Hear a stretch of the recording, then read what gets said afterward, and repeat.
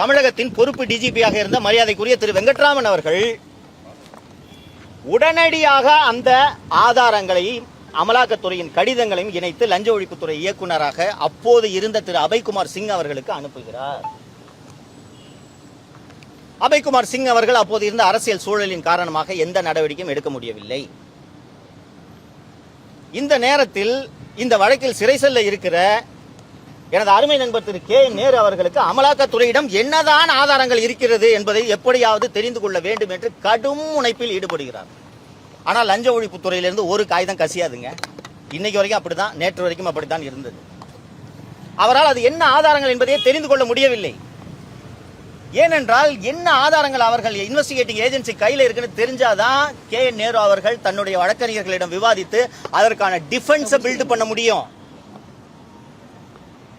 திரு அருண் அவர்கள் அமலாக்கத்துறை அனுப்பியிருந்த அந்த ஆயிரக்கணக்கான பக்கங்கள் கொண்ட ஆதாரங்களை மொத்தமாக ஒரு நகல் எடுத்து கே நேரு அவர்களிடம் ஒப்படைத்திருக்கிறார் என்று எனக்கு லஞ்ச ஒழிப்புத்துறையிலிருந்து தகவல் வந்திருக்கிறது. இது போன்ற அநியாயம் எங்காவது நடக்குமா?